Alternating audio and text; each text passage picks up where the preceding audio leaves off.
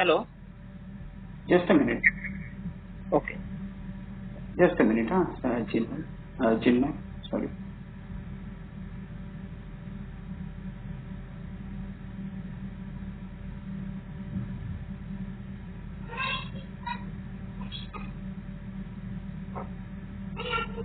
So let's start with the subject and that is Mautik.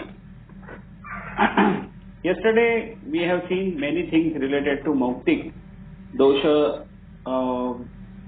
दोष विचार, धातु विचार, पांचभौतिक विचार, अवयवगामित्व, etc.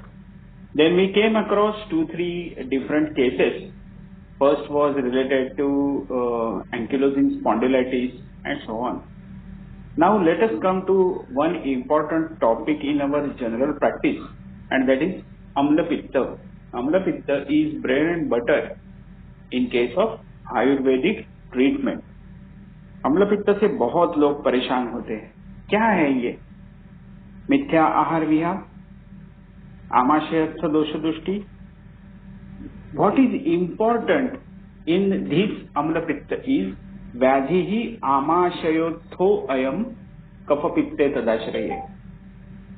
आमाशयोद्भूत व्याधि है और ये इसमें कफ और पित्त इन दोनों दोषों का बिगाड़ होने लगता है, विकृति होने लगती है। अम्ल पित्त में आमाशयस्थ दोष दृष्टि दूर करने वाली मेडिसिन दी जाती है। आमाशयस्थ कफ और पित्तघ्न मेडिसिन का प्रयोग हमें करना पड़ता है। अग्निमांद्य से अन्न को विदग्धता, शुभ तत्व यह पाया जाता है, जिससे अम्ल पित्त ये हो जाता है। सामान्य संप्राप्ति के बारे में मैं बोल रहा हूँ। आमाशयगामी पहला ऐसा एक्यूट स्टेज पे मेडिसिन है जो अम्ल पित्त के साथ भ्रम हो तो यूज किया जाता है, और दैट इज सूदशेखर। अम्ल पित्त में जब एक ही मिनट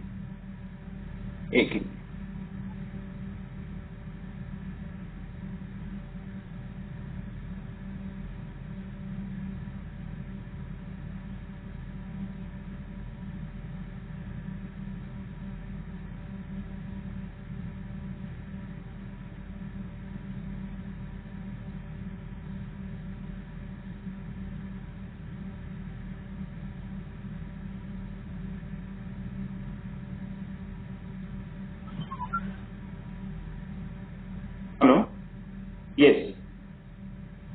सो उसके बाद पाचनार्थ प्लस पित्त का उष्णत्व कम करने हेतु दिया जाता है, वो है प्रवाह।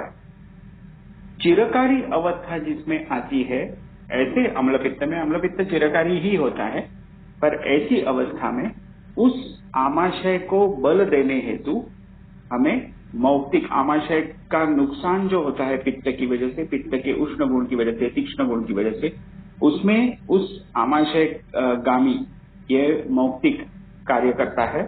पित्त पाचक है, शामक है, द्रव शोषक है, अग्निवर्धक है, दोष साम्य प्रस्थापित कर यह उपशय देता है। क्लेदक कफ और पाचक पित्त पर यह काम करता है। कफ पित्ते तदाश्रय, मतलब कफ मतलब क्लेदक कफ, पित्ते पाचक पित्ते, इन दोनों पे इसका कार्य होता है। इससे थोड़ा सा छोटा अलग एक व्याधि है, वो है अजीर्ण।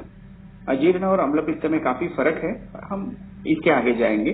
जनरल प्रैक्टिस की मैं बात कर रहा हूँ। कफ प्रकोप, पित्त प्रकोप और वात प्रकोप की वजह से ये तीन अलग अलग अजीर्ण होते हैं। अल्प अन्न सेवन होता है, जो खाया हुआ अन्न है उसकी ही डकार आना, ये उसमें होता है। सर्वांग कंडू, अक्षिकूट शोथ, ये इसमें दिखाई देता है।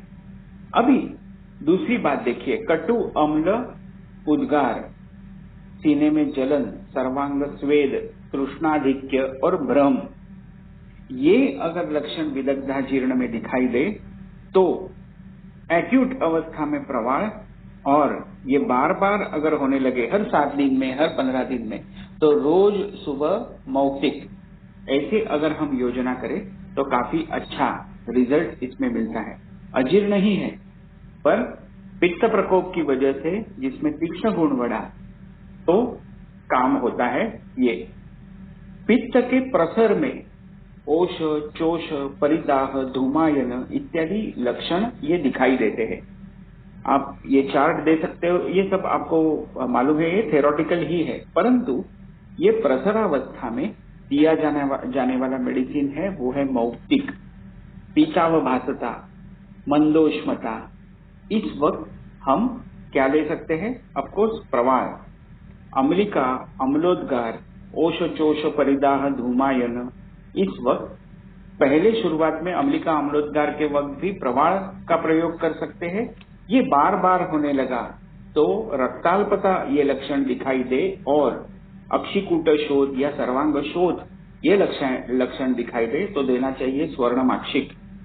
ओष, चोष, परिदाह, धूमायन, हस्तपादतल दाह, प्रस्वेद ये लक्षण दिखाई दे तो देना चाहिए मौक्तिक। इस तरह से ये मौक्तिक दिया जाता है। अलग अलग क्वाड्रेंट्स के हिसाब से हम जब देखते हैं, कोलेलिथियासिस, कोलेसिस्टाइटिस, हेपेटाइटिस। हेपेटाइटिस 3 तरह का, आप देखिए वायरल हेपेटाइटिस का पेशेंट अगर आपके पास आया तो आप दीजिएगा प्रवाल। अल्कोहलिक हेपेटाइटिस का पेशेंट आपके पास आया तो दीजिए स्वर्णमाक्षिक। और ऑटो इम्यून अगर डिसीज रहा हेपेटाइटिस में तो प्रधान यूज करे वो है मौक्तिक। इन सभी की शक्ति अलग होती है, इन सभी का स्थान एक ही होगा, पर उसमें पित्त प्रकोप ही होगा, पर उस पित्त की जो पित्त का जो सामर्थ्य होता है उष्ण गुण से होता है, द्रव गुण से होता है, तीक्ष्ण गुण से होता है। तीक्ष्ण गुण से होने वाला और एकदम चिरकारी इस तरह का अगर व्याधि रहा तो उसमें हमें यूज करना चाहिए मौक्तिक। मैंने अभी स्लाइड बदली है, आपको दिखाई दे रही है कोलाइटिस।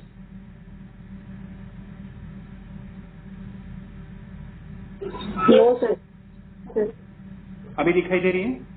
हाँ अभी दिखाई दे। यस। अभी आप देख सकते हो?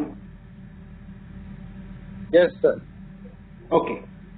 Colitis, ulcerative colitis, IBS, ureteric colic, pyelonephritis, इस तरह से अगर हो तो इस क्वाड्रेंट में पेन होता है।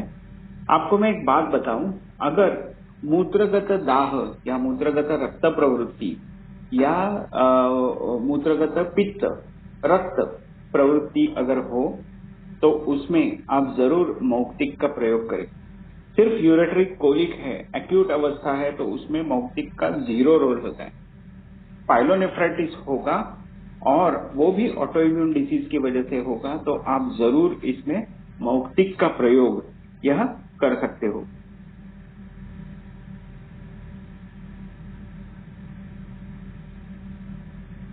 नीचे ओवेरियन सिस्ट, क्रॉन्स डिसीज। अभी क्रॉन्स डिसीज में 2 चीजें आप हमेशा याद रखें कि आईबीएस प्लस एंकिलोजिंग स्पॉन्डिलाइटिस इस तरह का ये कॉम्बिनेशन होता है। इसके साथ साथ आयराइटिस भी दिखाई देता है। अगर ये तीनों का ट्रायड, ये तीनों का कॉम्बिनेशन आपको दिखाई दे then it is Crohn's, autoimmune disease होता है। ये हमेशा क्रॉन्स में 2-3 अलग अलग द्रव्य हमें देने पड़ते हैं। अगर हृदगत पाल्पिटेशन अगर आपको दिखाई दे तो बिल्कुल मौक्तिक का प्रयोग नहीं करते, अन्यथा मौक्तिक का प्रयोग निराम पित्तज अवस्था में जरूर किया जाता है। इसका काफी अच्छा फायदा पेशेंट में दिखाई देता है।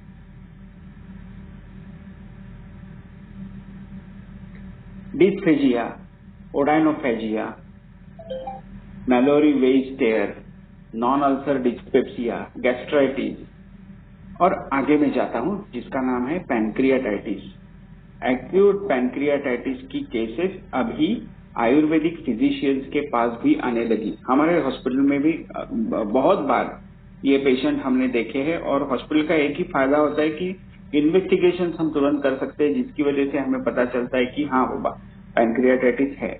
आप LFT कर लो, सीरम अमाइलेज कर लो, आपको दिखाई देगा कि नहीं नहीं बाबा अभी या और सोनोग्राफी कर दो, आपको तुरंत समझ में आता है और उसके हिसाब से आप अलग अलग द्रव्यों को यूज कर सकते हो। केवल आयुर्वेदिक चिकित्सा देने से भी acute abdomen because of pancreatitis कम होते हुआ मैंने बहुत बार पेशेंट में देखा है। पर बहुत सजग रहना और एक बात हमेशा ध्यान में रखें, किसी चीज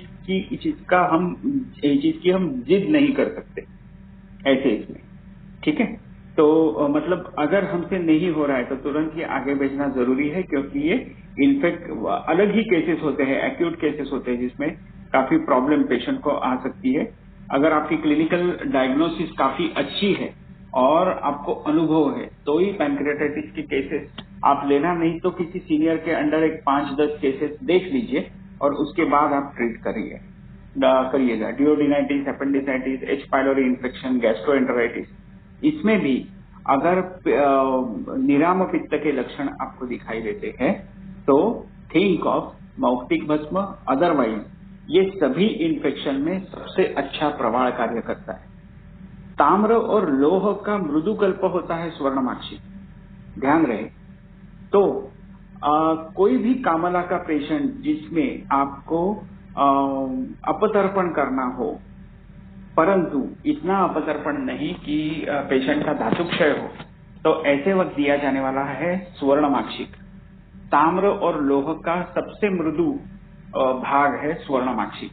तो इस तरह से हम छोटी छोटी चीजें याद रखें तो काफी फायदा हो सकता है। कोलाइटिस, सिस्टाइटिस, यूरिनरी रिटेंशन, ऐसे चीजों में भी मौक्तिक का प्रयोग जरूर करें। यूरिनरी ट्रैक्ट इन्फेक्शन हो तो आप, और पित्त प्रधान अवस्था आपको दिखे तो थिंक ऑफ मौक्तिक। अगर ये हृदयगत हो तो मौक्तिक देने के लिए थोड़ा सा हिचकिचाए, मतलब जल्दी देना नहीं उसको, क्योंकि उसका फायदा नहीं होता। पर मूत्र व स्रोतस में काफी अच्छा फायदा इसका होता है। Splenomegaly, small bowel obstruction, gastroenteritis. Splenomegaly अगर आपको दिखाई दे तो थिंक ऑफ प्रवाल, थिंक ऑफ स्वर्णमाक्षिक। स्वर्णमाक्षिक का काफी अच्छा रोल स्प्लीनोमेगाली में दिखाई देता है। मैं सिर्फ भस्मों के बारे में बोल रहा हूँ इसीलिए, नहीं तो पिप्पली, वर्धमान पिप्पली, इसके भी अनेक अन्य प्रयोग आप देख सकते हो। तो इस तरह का अगर पेशेंट आपके पास आता है या पोस्ट मलेरिया पेशेंट आपके पास आए जिसको अभी भी मंद ज्वर है, थिंक ऑफ मौक्तिक टू गिव।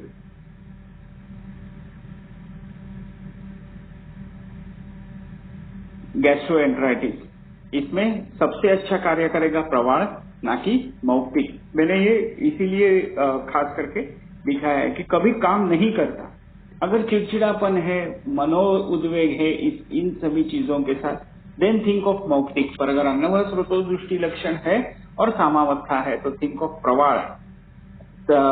अपतर्पण अर्थ चिकित्सा करनी है और यकृत या प्लीहा अगर ये अवयवगामित्व में आपको चाहिए तो थिंक ऑफ स्वर्णमाक्षी।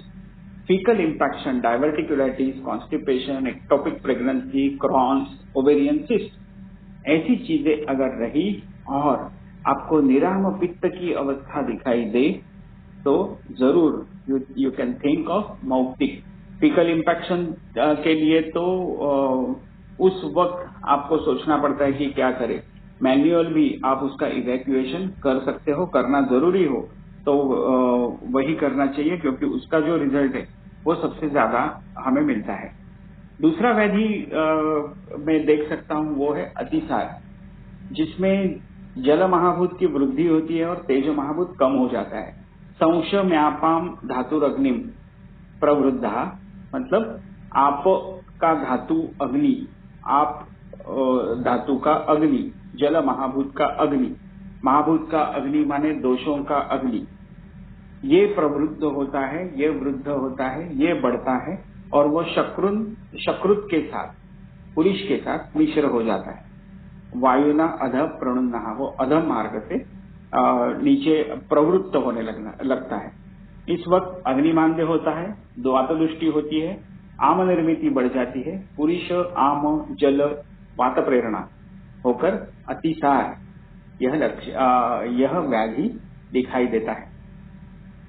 पुरुषम उपस्तंभम वायु अग्नि धारणम च, पुरुष का सबसे इम्पोर्टेंट कार्य आप देख लीजिए, इसीलिए कॉन्स्टिपेशन हुआ तो चलता है, पर द्रवमल प्रवृत्ति हुई तो बहुत प्रॉब्लम आ सकता है। वायु अग्नि धारणम च, वायु और अग्नि का धारण करने वाला होता है पुरुष, तो इसीलिए अतिसार को आप हल्के में न लेना। पित्तज अतिसार रहा जिसमें रक्त प्रवृत्ति बढ़ने लगे, दाह, धूमायन, परिशोष, भ्रम ऐसे लक्षण दिखाई दे, तो ऐसे वक्त आप जो भी पाचक औषधियां हैं या जो भी स्तंभक औषधियां हैं आप आपके अवस्था अनुरूप देखिए, उसके साथ एक मौक्तिक की पुड़ी सुबह शक्कर और पानी के साथ दिया करो। 3 से 5 दिन में आपको फर्क पड़ता है। इसका कोई भी संबंध अतिसार कम करने हेतु नहीं रहता, पर यह वायु धारक है, यह उन सभी अवयवों को बल देता है जो निस्तेज हो जाते हैं। हेलो हेलो, निरामता आती है और उपशय ऐसे मिल जाता है। तो अग्नि और अपान वायु पे कार्य करने वाली ऐसी ये मेडिसिन है। तो इस तरह से ये हमें दिखाई देता है। आगे हम जाते हैं और वो है ग्रहणी। पित्तज ग्रहणी में बहुत ही अच्छी तरह से आप अग्निवर्धक चिकित्सा या बाकी ग्रहणी बल वर्धनार्थ जो चिकित्सा देते हो उसके साथ एसोसिएशन हेतु मौक्तिक का प्रयोग जरूर करें। पित्त के द्रव की वृद्धि इसमें होती है, और पित्त वृद्धि से अग्निमाल्य कैसे होगा, ये हमेशा पढ़ने वाला एक क्वेश्चन होता है। उसमें आचार्य कहते हैं अग्निम आप्लावयत हंति जलम तप्तम ईवानलम सो अजीर्ण। अग्नि के अगर अग्नि है वहां पर या निखारे है वहां पर, तो गर्म पानी अगर उस पर डाला जाए तो भी वो बुझ जाता है। उसी तरह से ग्रहणी में होता है। अग्निमांद्य किस वजह से होता है, तो पित्तांश में द्रवता वृद्धि होती है जो वो अग्नि का क्षय कर देती है या अग्नि को मंद कर देती है। अन्न को विदग्धता या शुक्त पाक करती है, जिसकी वजह से गृह्णाति, पचति, विवेचयति, मुंचति, ये जो कार्य है ये तुरंत कम होते दिखाई देते हैं। समान वायु के कार्य है जिसमें द्रव शोषणार्थ, अग्निवर्धनार्थ और अवयव बलवर्धनार्थ मौक्तिक का प्रयोग करें। मौक्तिक ग्रहणी हर नहीं है। ग्रहणी हर आपको अलग अलग पाचक या मतलब फिर विश्वा हो, जीरक हो, ऐसी चीजों से मुस्ता हो, यह चीजें आपको ग्राही कार्य कर दिखाई देती है, या अलग अलग परपटियों का भी विधान इसमें आ सकता है। परंतु इसके साथ आप ये दे सकते हो। मौक्तिक का मैं और एक आपको अच्छा अलग बताता हूं, और वो है समझ लीजिए परपटी अगर आप लेते हो, परपटी सबसे इम्पोर्टेंट और नॉर्मल व्याधि प्रतिनिक द्रव्य है, कल्प है, इसलिए इसके बारे में बोल रहा हूँ। परपटी लेते वक्त हमेशा तक्र लेना चाहिए, पर ऐसे कुछ पेशेंट्स आपको पाए जाएंगे, आप पाएंगे कि जिसमें आप तक्र नहीं दे सकते, जिसको तक्र भी नहीं पचता और दूध देने का विधान नहीं है। परंतु अगर टीबी एब्डोमिन का पेशेंट है जिसको बाकी भी एकेटी चालू है, परंतु जिसमें ग्रहणी सदृश लक्षण दिखाई देते हैं, ऐसे वक्त आप परपटी के साथ साथ पंचामृत परपटी जैसे कल्प हो या मौक्तिक परपटी आती है, प्रवाल मुक्ता फलशंख शुक्ति कपर्दिका नाम से समावश भागम, ये आप प्रवाल पंचामृत के बारे में बोल रहे हो। वैसे मौक्तिक पंचामृत भी आता है जिसमें मौक्तिक 2 भाग है और बाकी सब 1 भाग है। तो ऐसा कल्प इसमें दूध के साथ दिया जाता है। तो जब क्षयावस्था हो, पेट में एक्चुअल ट्यूबरकुलोसिस के जंतु हो, और एब्डोमिनल कॉक्स की आपकी ट्रीटमेंट चालू है तब ग्रहणी सदृश लक्षण दिखाई देते हैं। ऐसे वक्त तक्र नहीं, मौक्तिक पंचामृत के साथ या मौक्तिक प्लस पंचामृत परपटी का प्रयोग आप दूध के साथ करें, ना कि छाछ के साथ करें। रक्षे ततस्तेषु विशेषतो अग्निम, ये अग्नि रक्षणार्थ किया जाने वाला प्रयोग है।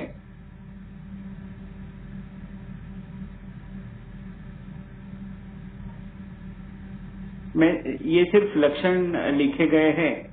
Bad taste in mouth, halitosis that is foul breath, thirst, heartburn, hiccups, diarrhoea, blood or other alteration in stool, constipation, intestinal flatulence, abdominal pain, general malaise, sense of ill health, dyspepsia, palpitation, यह लक्षण इसमें दिखाई देते हैं। retrosternal pain,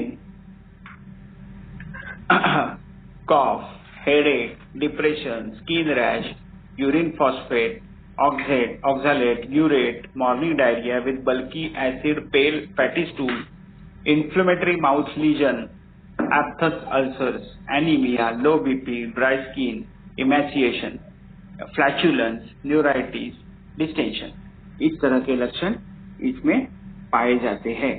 ये इसका ही अनुवाद, English terminology का अनुवाद इसमें किया गया है। अम्लपात हो, खरांगता हो, कंठस्थ शोष, मुख शोष, क्षुधा, तृष्णा आधिक्य, तिमिर दर्शन, पार्श्व उरु, वंक्षण, ग्रीवा, रुजा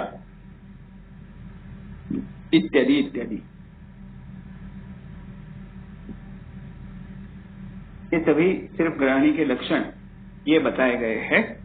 अरुचि, तृष्णाधिक्य, जीर्णे जायति आत्मान, भुक्ते स्वस्थम उपैति, गुल्म, प्लिहरो, हृदरोग, शंका, चिरात, दुखम, द्रव, शुष्क, तनु, साम, सशब्द, फेनवत, पुनः पुनः मल प्रवृत्ति, कास, श्वास, उल्लास, छर्दी, ये लक्षण इसमें देखे जाते हैं। अरोचक, हास्योपलेप, देह माधुर्य, कास, स्ठीवन, पीनस, हृदय उदर तैमित्य, दुष्ट मधुर उद्गार, सदन, स्त्रीषु अहर्षणम, भिन्न साम, श्लेष्म, गुरुमल प्रवृत्ति, अकृशस्य अपि दौर्बल्यम। तो आपको एक में बात जरूर बोलना चाहूंगा, जो 3 अवस्थापाक है, मधुर, अम्ल और कटु, ये कटु अवस्थापाक होने के बाद जो आहार रस ये बाहर आया, उसके ये 3 अवस्थापाक हो गए। और उसके बाद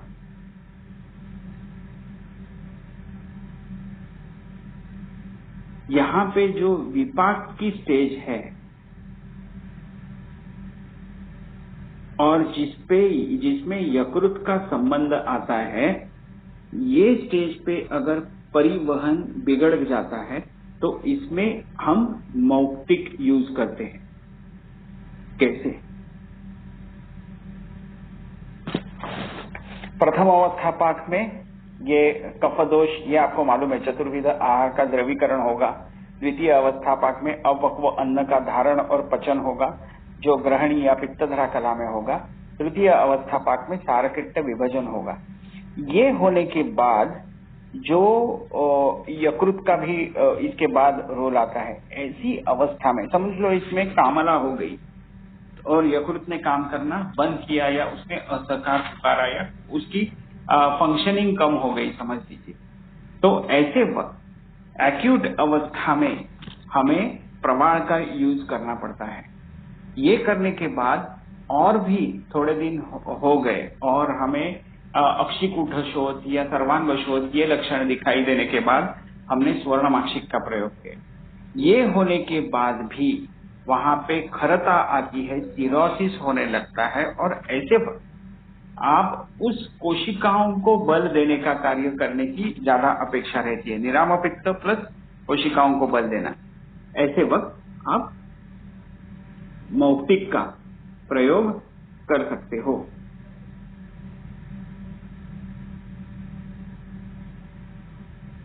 एक ही मिनट का ब्रेक लेता हूं।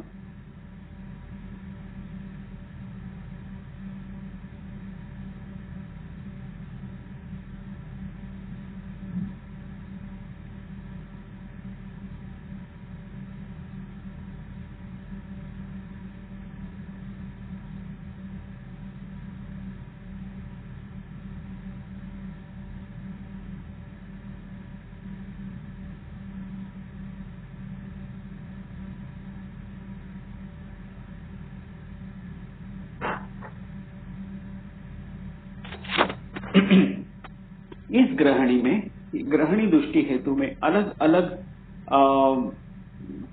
चीजें है, अलग अलग हेतु है। इस ग्रहणी दृष्टि में सबसे इम्पोर्टेंट है वो है अग्निमांद्य, और अग्निमांद्य के अलग अलग इतने कारण आप देख सकते हो, बहुत कारण है उसमें। मानस हेतुओं का भी इसमें काफी बड़ा संकलन ये आता है। दर्शन स्पर्शन प्रश्न से हम ये जान सकते हैं, दर्शन से क्या, स्पर्शन से क्या देख सकते हैं, और मनोवह स्रोतस ये भी काफी इम्पोर्टेंट चीज है ग्रहणी के दृष्टि हेतु देखने के लिए। एक बात हमेशा याद है, मैं एकदम सिंपल एग्जांपल देना चाहूंगा जो मैं मेरे पेशेंट को भी देता हूं, और वो है जब भी आप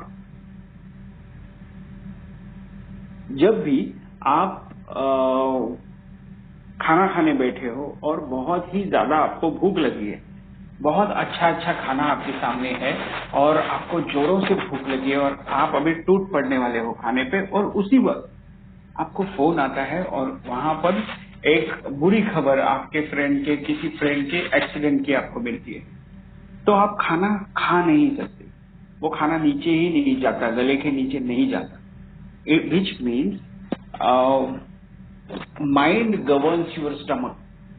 ये बार बार अगर शोक क्रोध ये अवस्था रही, तो मनोदैन्य अगर रहा, तो उसकी वजह से अग्निमांद्य, अपचन और ये चीजें होने लगती है।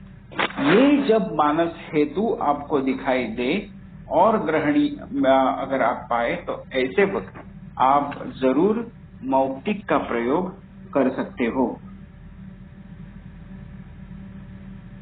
सबसे इम्पोर्टेंट इसमें एक इन्वेस्टिगेशन होता है और वो है मल परीक्षा। पुरुषम उपस्तंभम वायु अग्निधारणम च। मात्रा, संवहन कैसा है, ग्रथित है, असंवहत है, शिथिल है, ये हमें देखना पड़ता है। गंध, रासायनिक अभिक्रिया, ये सभी चीजें आपको देखनी है, इसमें देखनी है। ये तो मैंने सिर्फ इंटरनेट से लिया हुआ है, आप ये देख लेना। ब्रिस्टॉल स्टूल चार्ट, किस तरह का स्टूल है और उसका डायग्नोसिस क्या होगा, इसके बारे में मैं ज्यादा नहीं कहूंगा, ये आप इंटरनेट पे पढ़ लो, क्योंकि मैंने भी उस पर ही पढ़ा है। छोटी बहुत सारी चीजें हमारा शास्त्र कहता है, और बहुत ज्यादा क्लिनिकल एस्पेक्ट उसमें रहता है। स्यात् शूलम यस्य भुक्ते अन्ने, मतलब भूख लगी है और आप खाना खा रहे हो, खाना खाते वक्त पेन होना, शूल होना। जीर्यति अल्पम, मतलब वो भोजन जीर्ण होते वक्त वह पेन कम हो जाना। जराम गते शाम्येत, पूरा पेन निकल जाना जब 4 घंटा खाना खाने के बाद हो जाए तो। ऐसे वक्त कोष्ठ, वावड़िंग, कोष्ठ, विडंग, सिंधुत्थ, पादेलोन, लोद्र, देवदार, विषा, इस तरह की द्रव्यों का प्रयोग किया जाता है। षडधरण चूर्ण का प्रयोग किया जाता है। यस्य जीर्णे अधिकम, तथा भोजन जीर्ण होने पर जिसको पेन होता है उसमें स्नेहित विरेचः, एरंड स्नेह देना चाहिए। जीर्यते अन्नम शूलम फलये पुनः, उसमें आरगवध का प्रयोग करना चाहिए। सदा अधिके शूले, बहुत पेन 24 घंटा है, दंती जैसा रेचन देना चाहिए। और प्रायो अनिलो रुद्ध गति ही, उसमें बलभ्रंश और गौरव ये लक्षण दिखाई देते हैं, जिसमें अनुलोमन कार्य अपेक्षित है। शुद्धि लंघन पाचन ही इस तरह से अपेक्षित है। मुझे इसमें यही कहना है कि ऐसे बहुत छोटे स्टेप्स हैं जो हम चिकित्सा में यूज करें, जो कंप्लीट हमारे टेक्स्ट में दिए हुए हैं। अजीर्णजन्य कास हो, अरुचि, श्वास, हृद पार्श्वामय, शुंठी, अतिविषा, मुस्ता। आमवर्च आपको मालूम है, जो पानी में नस्त्यम अपसु अवसीदति, अपसु में मतलब पानी में वो जो अंदर चला जाता है, वैसे सब प्रवाहे, मतलब बहुत प्रवाहन करने के बाद निकलने वाला, उसमें बीड़ लवण और आम्ल और लवण रस ऐसे में यूज किया जाता है। सामे कफन ले, कोष्ठ रुक करे, बिल्व चित्रक शुंठी, कोष्ठवात हरम परम अग्निवृद्ध्यर्थ लवण कटु अम्ल। अग्निवर्धक कटु लवण औषधि अनुपान अम्ल होता है, ये परम दीपन पाचनी होगी। तो इस तरह से अलग अलग द्रव्यों का प्रयोग किया जाता है। साक्षात अग्निवर्धन, साक्षात पाचन, इसमें भाग न लेते हुए भी मौक्तिक ये करने वाले जो अवयव है उनको बल देने वाला है, जिसकी वजह से आपको काफी फायदा ये दिखाई देता है। रेडी रेकनर हमारे प्रैक्टिस में होने चाहिए, हाँ जरूर होने चाहिए। आमाशयगत कफ दुष्टि हो, कफस्थानी कफवात दुष्टि आधमान लक्षण दिखाई देता है, जिसमें शंखवटी दो। पक्वाशयगत कफ दुष्टि है, वात स्थान में कफवात है तो आटोप ये लक्षण दिखाई देगा, लशुनादि दो। ग्रहणीगत कफ दुष्टि है, पित्त स्थान में कफवात की दुष्टि, आनाह ये लक्षण दिखाई देता है, लघु सूच्छेखर दो। तो इस तरह से अलग अलग भेद आप काफी सारे कर सकते हो। शिरशूल ये भी एक फैंटास्टिक व्याधि है। आप ऐसे मान के चलो कि आपका हेडेक क्लिनिक है। Is it possible? The answer is yes, it is possible. शिरशूल में आप क्या क्या कर सकते हो? शिरशूल में आप थक जाओगे, इतनी अलग अलग मेडिसिन देनी पड़ती है, पर पेशेंट ट्रीट नहीं होता। शिरशूल की प्रथमावस्था में गोदंती, द्वितीय अवस्था में प्रवाल और तृतीय अवस्था में मौक्तिक का प्रयोग करें। त्रिदोष विशेषतः पित्त प्रकोप इसमें होता है, दोष दृष्टि शिरोगत होती है, जिसमें रक्त दृष्टि ये लक्षण पाया जाता है। सिरागामी रक्त दृष्टि कम करने वाला रक्त प्रसादक पित्त कफ शामक, ऐसा कल्प हमें ऐसे वक्त चाहिए। आपको एक बात मैं जरूर बता दूं कि पित्त कफ शामक है, मौक्तिक कफ शामक भी है। मौक्तिक कफ के गुणों का, प्राकृत गुणों का वर्धन कर वो बल सामर्थ्य बढ़ाता है। तो शिरागामी ये मौक्तिक है, रक्त प्रसादक है, जिसकी वजह से ये शिरशूल में काफी अच्छा कार्य कर सिद्ध होता दिखाई देता है। पांचों प्रकार के शिरशूल है तो आप क्या यूज करोगे? गोदंती। अगर पित्त प्रधान या रक्त प्रधान अवस्था है तो यूज करना मौक्तिक। प्रवाह से भी ज्यादा इसमें मौक्तिक का फायदा होता है, ये हमेशा ध्यान रहे। अगर अन्नवह स्रोतो दृष्टि है, रसवह स्रोतो दृष्टि है, प्रवाह है। अगर रक्तवह स्रोतो दृष्टि है तो मौक्तिक।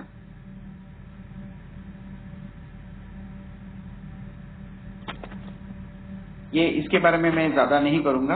अर्धावभेदक, वायु कफ प्रधान, सूर्यावर्त, रक्त वायु प्रधान, अनंतवात, त्रिदोष प्रधान, इन तीनों में आपको मौक्तिक का बहुत अच्छा फायदा होता है। मौक्तिक नवनीत के साथ, मौक्तिक खड़ी शक्कर के साथ, मौक्तिक खड़ी शक्कर पानी के साथ और मौक्तिक घी के साथ, ऐसे इसका प्रयोग, ऐसे इसका अलग अलग प्रयोग हम कर सकते हैं। ये भी एक काफी अच्छा चार्ट मुझे सिर्फ नेट पर मिला, इसीलिए मैंने ऐसे ही डाल दिया है, आप देखना। Tension type headache, sinus headache, migraine, cluster headache, इस तरह से ये चारों जो हेडेक है वो आपको दिखाई देंगे। उसमें ड्यूरेशन, पेन सीवियरिटी और यूनिक फीचर्स भी आपको दिखाई देंगे। There are n number of factors which are related to headache. Sexual activity related हो, foods, noise, alcohol, fatigue, neck pain, straining, exercise, lack of sleep, odors, travel, smoking, stress, heat, weather, bright light, menstruation, ऐसे अलग अलग क्या fantastic दिया है। देखिए सभी में मौक्तिक का प्रयोग हो सकता है। सब एक्यूट क्रॉनिक कंडीशंस में तीक्ष्ण पित्त का तीक्ष्णत्व बढ़ने वाले हेतुओं की वजह से अगर हेडेक होता है तो आप उसमें मौक्तिक का प्रयोग करें, अन्यथा सभी में सिर्फ और सिर्फ इसका प्रयोग कर सकते हो, गोदंती का प्रयोग कर सकते हो। इस तरह से हम अलग अलग यूज कर सकते हैं।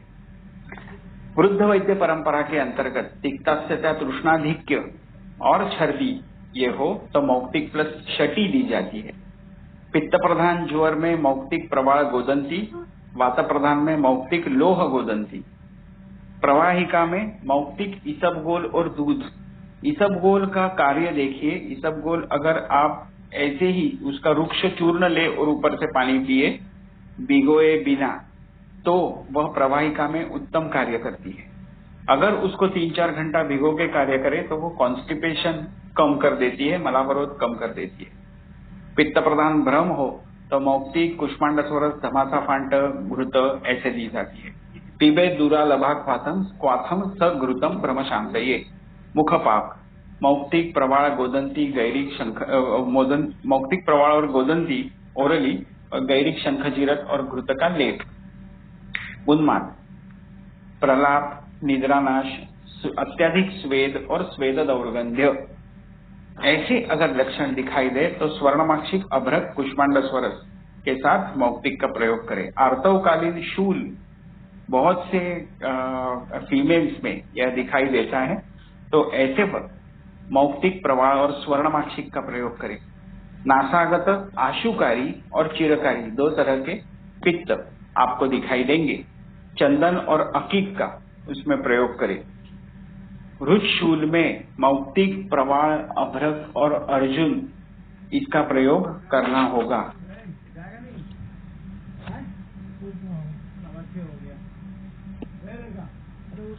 अगर रुद्रोग में भी पाल्पिटेशन ज्यादा बढ़ता है तो उसमें मौक्तिक ना दे। मौक्तिक और प्रवाल में फर्क क्या है? अन्नवह स्रोतोदुष्टि हो, पाचन की अपेक्षा हो और पित्त का उष्णत्व बढ़ने की वजह से आने वाले लक्षण हो तो प्रवाल का प्रयोग अवश्य करें। रक्त की दृष्टि हो, पित्त का तीक्ष्णत्व बढ़ा हो तो देना चाहिए, वो है मौक्तिक। सूजन आती है तो मौक्तिक का फायदा नहीं होता, प्रवाल का हो सकता है। ज्वर पूर्वक अगर कोई सिम्टम्स दिखाई दे तो ज्वर है उस वक्त देने की मेडिसिन है प्रवाल, उस वक्त मौक्तिक का कार्य नहीं होता। मौक्तिक एक्चुअल उन अवयवों को, श्लेष्मल कलाओं को, अंदर की श्लेष्मल कलाओं को काफी अच्छा बल देता है। वंग, एक याद रखें, आर्तवकालीन शूल ये तो ठीक है, परंतु अगर रक्तपित्त जैसे सिम्टम्स दिखाई दे या बहुत ज्यादा ब्लीडिंग है फीमेल्स में, ऐसे वक्त आप मौक्तिक का प्रयोग ना करें पित्तज समझकर, परंतु वंग का प्रयोग करें, क्योंकि उस रिप्रोडक्टिव सिस्टम को, प्रजनन व संस्थान को बल देने हेतु ट्रीटमेंट करनी है। ऐसे वक्त वंग का प्रयोग करें। स्वर्णमाक्षिक, स्वर्णमाक्षिक का प्रयोग मैंने जैसे कहा, अक्षिकूट शोथ है, यकृत प्लीहा वृद्धि है और कामला है, तो ऐसे वक्त स्वर्णमाक्षिक का काफी अच्छा प्रयोग होता है। कामला में खरपाकी हो गया है, सिरोसिस हो गया है और अभी पेशेंट को सभी सिरोसिस के लक्षण दिखाई देते हैं, भारक्षय हुआ है, कृशता के साथ साथ कृष्णत्व आया हुआ है, ऐसे वक्त देना चाहिए मौक्तिक। थोड़ा थोड़ा उसमें फर्क है, पर आप वो अगर जान लो तो काफी अच्छा फायदा आपको दिखाई देगा। उपाय चिंतयन प्राज्ञ अपायम अपि चिंतयेत्। उपायों को जानने वाला चिकित्सक हमेशा अपाय भी देखता है। साइड इफेक्ट्स क्या हो सकते हैं? साइड इफेक्ट्स, कॉन्ट्राइंडिकेशंस क्या हो सकती है? Contraindication that you should understand. मल विबंध हो, पाल्पिटेशन, एओर्टिक रिगर्गिटेशन हो, अति स्थूल व्यक्ति हो, स्रोतोवहन शक्ति मंद हो, तो मौक्तिक नहीं देना चाहिए। एक 10 अलग अलग कल्पों के बारे में हम लोग थोड़ा सा जान लेंगे तो आपको भी उसका अच्छा फायदा होगा। इसमें से कुछ कल्प मिलते हैं, कुछ मेरे सिर्फ पढ़े हुए हैं, कुछ मुझे किसी ने पढ़ाए हुए हैं। सुवर्ण चिंतामणि बैद्यनाथ का ये मिलता था, अभी मुझे मालूम नहीं, एकदम मेरे प्रैक्टिस की शुरुआत में मैंने ये ऐसे कल्प देखे हुए हैं। उसमें कज्जली है, स्वर्ण भस्म, रौप्य है, जसद है, ताम्र, अभ्रक, लोह, नाग, वंग, स्वर्णमाक्षिक, रौप्य, वैक्रांत, हीरक, नीलम पिष्टी, मौक्तिक, प्रवाल, ऐसे अलग अलग चीजें उसमें डाली हुई है। उसमें मनशील, शुद्ध शिलाजीत, बचनाग और क्या कहते हैं उसको, जमाल गोटा, वो भी उसमें डाला गया है। सभी बाद में रेचक कल्प उसमें डाले गए हैं। ये सान्निपातिक ज्वर का कल्प है। निराम ज्वर में, साम ज्वर में, द्वंद्वज ज्वर में, आंतरिक ज्वर में इसका अच्छा फायदा ये होता है। एक हमेशा याद रहे, ऐसा कल्प ये अगर स्पेसिफिकली मैं कहूंगा कि पाएमिया या सेप्टिसेमिया जब होता है तो उसमें शीत, कंप, उसके साथ साथ ज्वर आता है और स्वेदपूर्वक वो कम भी हो जाता है। इसमें अलग अलग उपचारों के साथ आप सुवर्ण चिंतामणि जरूर दें। अगर वृक्क में अल्बुमिन, आपको यूरिन में अल्बुमिन दिखाई देता है तो ऐसे वक्त आप ये दे सकते हो, परंतु वृक्क में कुछ क्षति हुई है जिसकी वजह से आप वहां पे पूय निर्मिति अगर आपको दिखाई दे, पस सेल्स बहुत ज्यादा 100, 150, तो उसमें इस कल्प का प्रयोग बहुत ज्यादा दिनों तक ना करें। मूषक विषजन्य फीवर या मूषक विषजन्य आमवात में ये सुवर्ण चिंतामणि ये काफी अच्छी दवाई है। तीव्र वेदना शमनार्थ ये हम दे सकते हैं। सिर्फ एक बात याद रहे, अगर बहुत ज्यादा अतिसार है और आंत्र में कुछ रचनात्मक विकृति होने की संभावना है, लाइक कैंसर, तो उन्हें विदाउट डायग्नोसिस ये कल्प ना दे, क्योंकि ये कल्प थोड़ा सा वृक्कों को क्षति पहुंचा सकता है अगर यूरिन में पस सेल्स ज्यादा रहे तो। बृहद कस्तूरी भैरव ये भी सुवर्ण रौप्य युक्त ऐसा एकदम जबरदस्त कल्प है। 102 डिग्री तक आपको बुखार है तो ये हम दे सकते हैं। अधिक स्वेद पर शीत अंग होना, मंद प्रलाप, तंद्रा, अति तीक्ष्ण नाड़ी और एकदम ही ज्यादा बलहानि अगर होती है तो ये कल्प देना चाहिए। प्रलापक सन्निपात में इसका काफी अच्छा फायदा होता है। अगर इसके साथ निद्रानाश हो इन सभी चीजों के साथ सान्निपातिक ज्वर में, तो आप तगर के साथ या ब्राह्मी के साथ इसे जरूर यूज कर सकते हैं। इसका एकदम अलग ही फायदा दिखाई देता है। और ये आप जान लीजिए, जो ग्रंथ में लिखा है वैसे के वैसे ये सुन लीजिए, क्योंकि रस कल्पों का आप द्रव्य संघटन देखकर पढ़ाई हम लोग नहीं कर सकते, उसे वैसे के वैसा यूज करना ही चाहिए, तो ही हमें समझ में आता है। सूतिका ज्वर में अगर वात प्रकोप प्रधान सूतिका ज्वर है तो आप उसमें ये दे सकते हैं, परंतु अगर हृदय क्षीणता है, LVEF, left ventricular ejaculation factor अगर कम हुआ है तो बृहद कस्तूरी भैरव ना दे, क्योंकि ये थोड़ा सा कल्प मतलब डिफिकल्ट टू यूज ऐसे होता है। इसमें तो वाता प्रधान सन्निपात में आप इसका प्रयोग कर सकते हैं, परंतु अगर पित्त प्रधान सन्निपात रहा तो ये थोड़ा सा थोड़े दिन यूज करके वापस आप बंद कर सकते हो, तो ही उसका फायदा होता है। इसमें इम्पोर्टेंट एक मेडिसिन है, कस्तूरी छोड़ दीजिए, इम्पोर्टेंट दूसरा मेडिसिन वो है कापूर, जो पचन संस्थान पर थोड़ा सा साधक कार्य करता है, पर वो कृमिनाशक होता है, अच्छी तरह से कृमिनाशक होता है। जो पेरिस्टाल्टिक मूवमेंट होती है उसको ये बढ़ाता है, रक्तवाहिनियों का प्रसारण करता है, वेजोडायलेटर होता है, और मस्तिष्क को भी किंचित उत्तेजित करने वाला ऐसा ये कल्प है। इसमें ताम्र, सुवर्ण ये भी काफी अच्छी मात्रा में होते हैं। और सुवर्ण तो हमें मालूम ही है, मस्तिष्कगत या न्यूरोलॉजिकल सिस्टम जो नर्वस सिस्टम होती है उसमें काफी अच्छा सुवर्ण का रोल होता है। सुवर्ण के साथ साथ रौप्य का भी रोल ये उसमें अच्छा खासा होता है।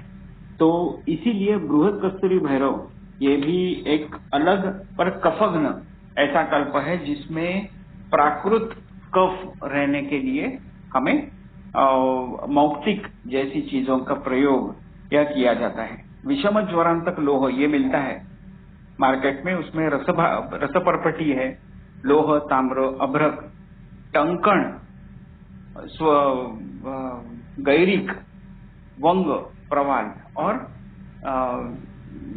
सुवर्ण, मौक्तिक, शंख, शौक्तिक ऐसे तरह के ये कल्प का संगठन है। ये भी 2-4 संगठन आपको जरूर बताऊंगा क्यों ये आपको ही समझ में आएगा।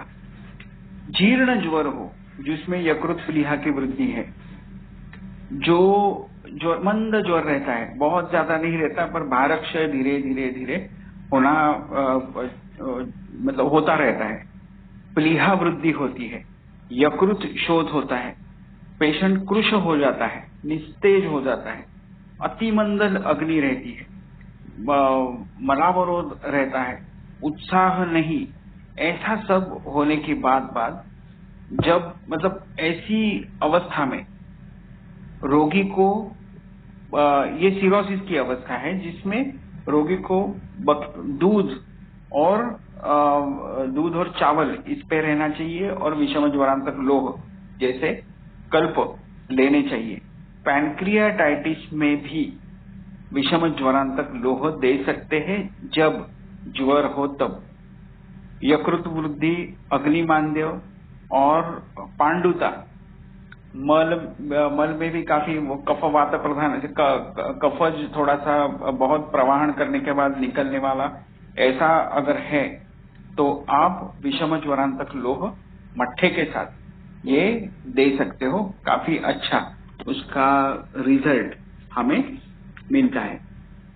अर्धनारी नटेश्वर रस करके है, वो एक अलग ही है जिसके बारे में मैं नहीं बताऊंगा सिर्फ, और उसमें मौक्तिक है इतना ही मैं बताऊंगा क्योंकि ये मैंने कभी भी देखा नहीं है। बृहद स्वर्णमालिनी वसंत सिंपल है कल्प, सुन लीजिएगा। स्वर्ण भस्म, प्रवाल, रस सिंदूर और सफेद मरीच उसमें दिया जाता है, और बाकी गोरोचन, नागभस्म, वंग, अभ्र, केशर और मौक्तिक, खरपर या यशद भस्म ये इसमें सबसे ज्यादा होता है।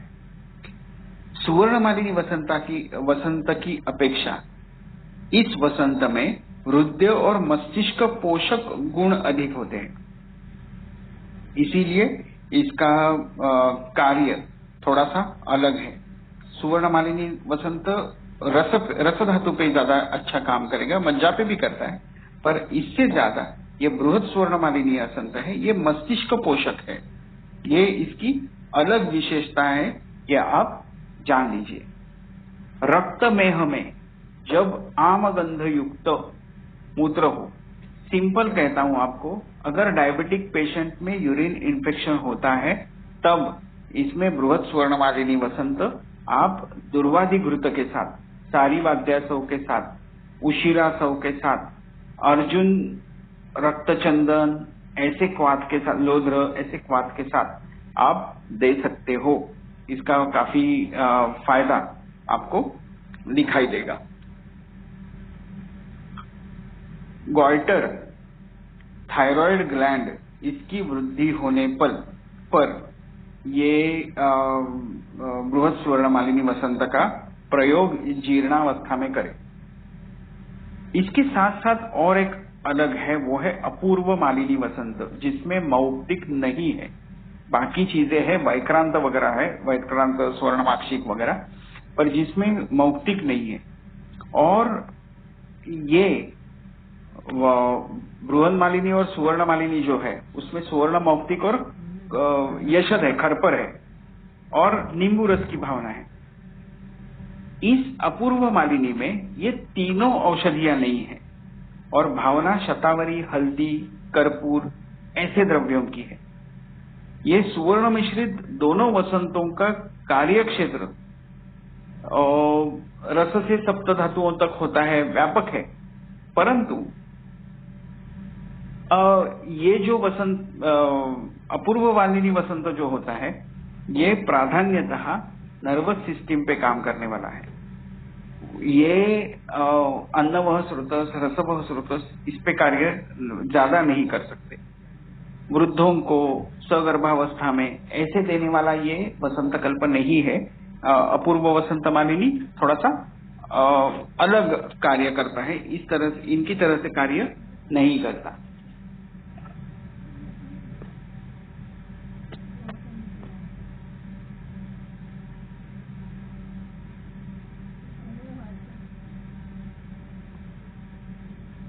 रत्न विजय परपटी एक 3-4 ही लेता हूं मैं, रसराज के भी पास आऊंगा।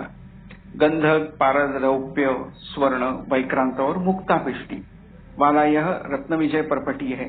ये रत्न विजय परपटी भी अभी तक नागपुर में यूज की जाती थी। बहुत से बड़े बड़े वैद्य ये करते थे और यादव जी त्रिकम जी आचार्य ने लिखी हुई यह यह है। कष्ट साध्य ग्रहणी में इसका कल्प दिया जाता है। लवंग, जीरक, टंकण, जायफल और रत्न विजय परपटी, इन चीजों को साथ में देकर ये जो कष्ट साध्य ग्रहणी होती है, या मैं आपको कहूं टीबी एब्डोमिन, कॉक्स एब्डोमिन है, तो उसमें दिया जाने वाला ये बहुत ही अच्छा कल्प है। ताम्र प्रधान पंचामृत परपटी जो होती है वो तक्र के ही साथ दी जाती है, पर जिसमें मैंने पहले कहा वैसे ट्यूबरक्लोसिस है, अंतरक्षय है, बहुत ज्यादा अम्लपित्त है, रक्तपित्त है, दाह है, शोथ है, तो ऐसे दूध के साथ संग्रहणी के शमनार्थ दूध के साथ ये रत्न विजय परपटी ये दी जाती है। काफी अच्छा उसका रिजल्ट बहुत से अलग अलग वैद्यों ने दिया हुआ है। तो वैसे ही और एक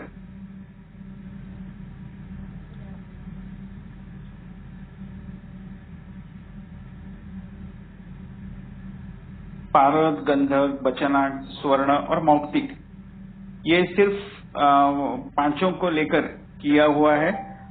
राजयक्ष्म, करिमत्त, केसरी, बस इतना ही है इसमें।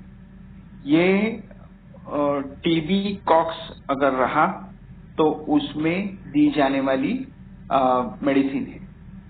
तीव्र ज्वरावस्था रही उसमें तो प्रवाह श्रृंग रौप्य भस्म देना चाहिए, पर अगर मंद ज्वर है, काफी बहुत ज्यादा नहीं है, तो उसमें देने के लिए ये कल्प काफी अच्छा कार्य करता है। बहुत दिनों तक हम ये देख सकते हैं। ज्वर शमनार्थक इसका उपयोग होता ही। बहुत दिनों तक बुखार है, पेट दुख रहा है, ये पेशेंट ने कहा, तो हम इसका प्रयोग जरूर कर सकते हैं।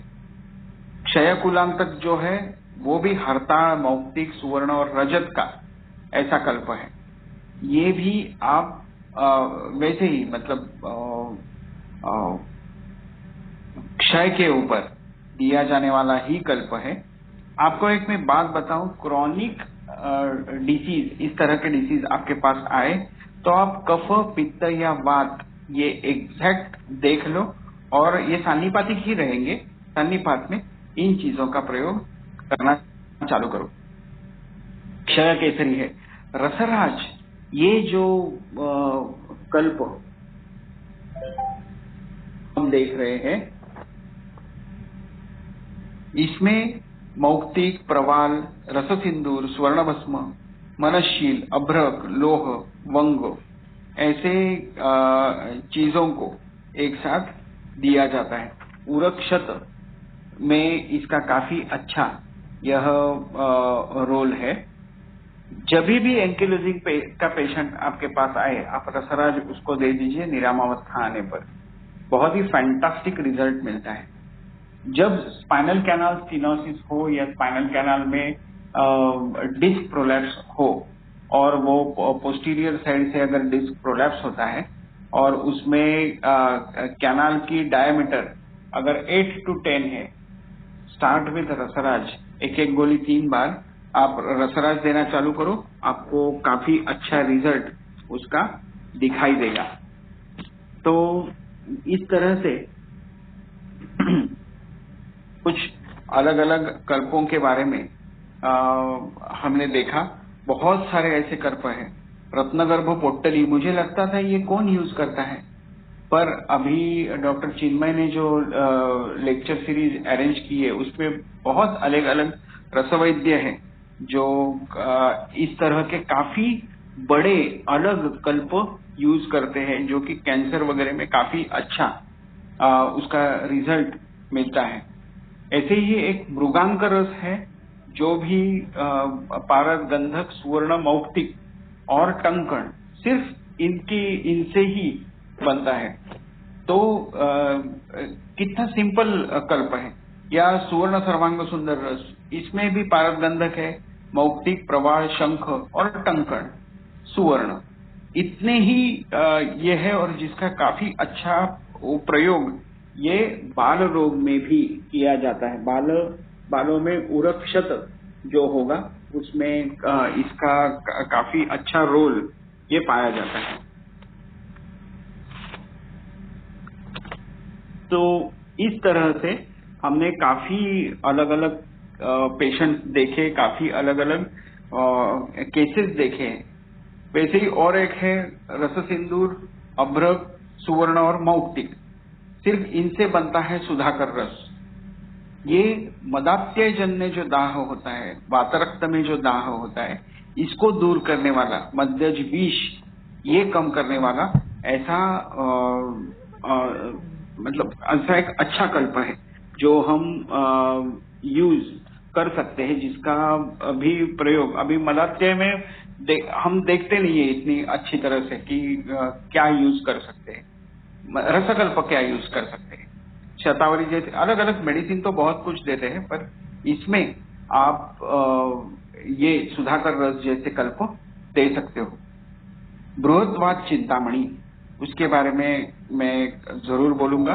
आप सभी को मालूम है 7 भाग रस सिंदूर है, जिसमें सुवर्ण, रौप्य, अभ्रक, लोह, प्रवाल, मौक्तिक ये, और जिसकी घृत कुमारी में जिसकी भावना दी जाती है, नागवेल पत्र के साथ ये चटाया जाता है। बहुत ही अच्छा ऐसा ये कल्प है। पित्ताश्रित वात रोगों के समूहों को नष्ट करने वाला ये कल्प। पित्तवर्धक, ताम्र, मल्ल, कुचला प्रधान जो वनौषधि होती है, जो औषधियां होती है, वो दाह युक्त या हृदय में जब धड़धड़ बहुत बड़े हो या बहुत ज्यादा मानस हेतु या लक्षण पाए जाते हैं, तब इन चीजों का, ताम्र भस्म का, मल्ल का ऐसा फायदा बहुत दिखाई नहीं देता। इसमें सूचशेखर, योगेंद्र, बृहत्वाद ऐसे योग ये दिए जाते हैं।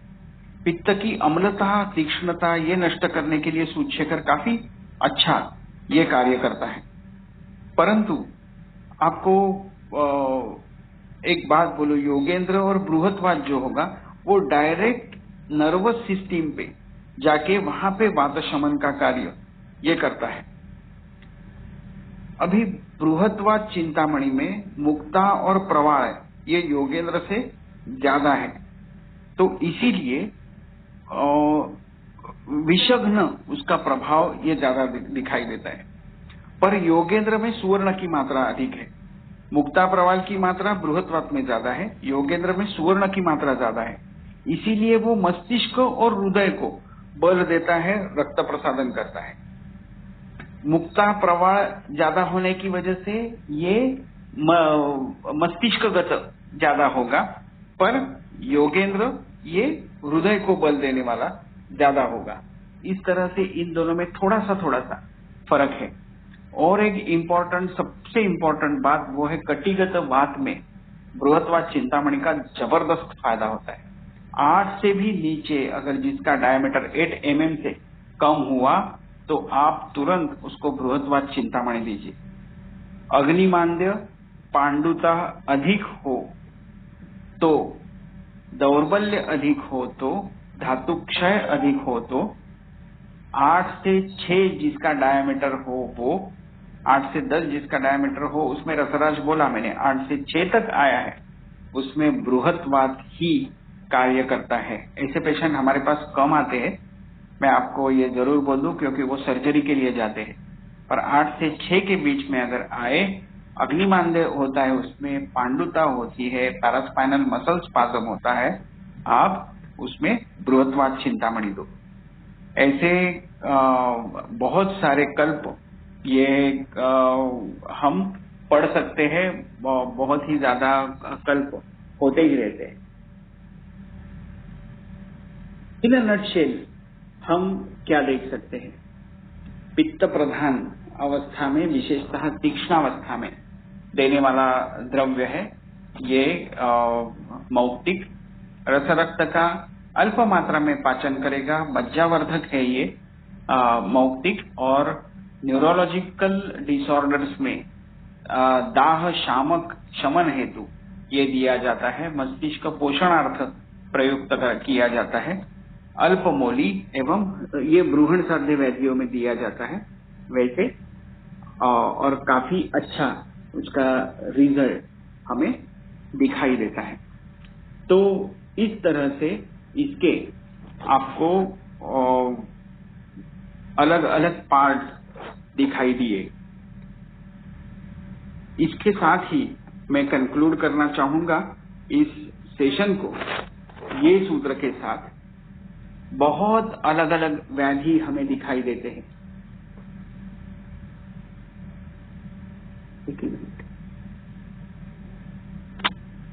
बहुत अलग अलग व्याधि हमें दिखाई देते हैं। किस तरह से हम उसे देखें? स एव कुपितो दोषः समुत्थान विशेषः। एक ही मिनट है, शायद ये स्लाइड आपको दिख नहीं रही है। दिख रही है सर। क्या दिख रहा है? स एव कुपितो दोषः समुत्थान विशेषतः। Yes sir.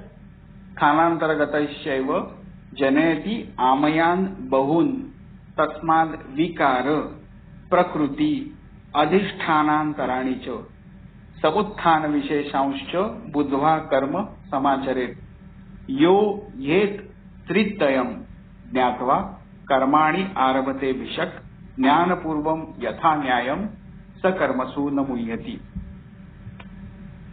हम नाम सबका नहीं दे सकते क्योंकि वो पॉसिबल नहीं हो सकता। एक ही प्रकुपित दोष कारण और स्थान भेद से, एक स एव कुपितो दोषः समुत्थान विशेषतः स्थानांतरगतैश्चैव, वो कारण और स्थान भेद से अनेक व्याधि उत्पन्न करता है। इसीलिए विकार प्रकृति, रोग की प्रकृति मतलब रोग का स्वभाव, अधिष्ठान मतलब रोग का स्थान, और समुत्थान मतलब रोग की संप्राप्ति, इनकी विशेषताओं को समुत्थान विशेषांश बुद्ध्वा कर्म समाचरेत्, ये विशेषता ध्यान में रख बुद्धिमान को चिकित्सा करनी चाहिए। ये तीन चीजें, यो ये त्रितयम् ज्ञात्वा कर्माणि आरभते विशक्, यह तीन चीजों की युक्ति संगत चिकित्सा ये करनी चाहिए। ये जो करता है वही श्रेष्ठ चिकित्सक होगा और उसको ही निश्चित रूप से रिजल्ट भी मिलेगा, ये इसमें कहा गया है। तस्माद् विकार प्रकृति अधिष्ठान समुत्थान, ये तीन चीजें हमें विकार की प्रकृति, विकार का अधिष्ठान उसका स्थान, और समुत्थान मतलब उसकी संप्राप्ति, कैसे वो घटनाक्रम हुआ है, ये तीनों चीजें हमें समझनी चाहिए। अलग अलग व्याधि आजकल ऐसे कोविड भी है या और भी अनेक व्याधि आते रहेंगे जाते रहेंगे, पर उसमें यही सूत्र याद रखिए, नास्ति रोगो विना दोषैहि यस्मात् तस्मात् विचक्षणः अनुक्तमपि दोषाणाम लिंगैर व्याधिम उपाचरेत। कोई भी रोग बिना दोष प्रकोप के संभव ही नहीं होता। इसीलिए विद्वान चिकित्सक वही है जो अनुक्तम अपि अज्ञात रोगों की चिकित्सा दोषों के लक्षणों को देखकर करता है। ये ही इसका इम्पोर्टेंस है। लक्षण के हिसाब से हमें आगे आगे आगे जाना है उसकी संप्राप्ति की ओर, और फिर उसके हिसाब से हमें चिकित्सा डिराइव करनी है। ये मेरा बहुत ही फेवरेट मूवी था 36 चैम्बर ऑफ शाओलिन। बहुत बार मैं बताता हूँ ये। पहले होना चाहिए ज्ञान, नॉलेज, एकदम थरो नॉलेज होना चाहिए आपको। उसके बाद मतलब मौक्तिक क्या है इसके बारे में थरो बुकिश नॉलेज होना चाहिए। उसके बाद होना चाहिए वो मौक्तिक यूज करने की क्षमता, उसके लिए पेशेंस आपके पास हो या आपके गुरुजी के पास हो, वो देखने की चाहत, और इसके प्रयोग करते वक्त, प्रयोग करने के बाद, बारकाई से निरीक्षण करने के बाद ये सभी कर्मों के ऊपर श्रद्धा या भक्ति होनी चाहिए। ज्ञान, कर्म और भक्ति, ये तीन चीजें साथ रही तो ही वो साधना सफल हो जाती है और आपको अच्छा फल मिलता है, विच इज वेरी इंपॉर्टेंट।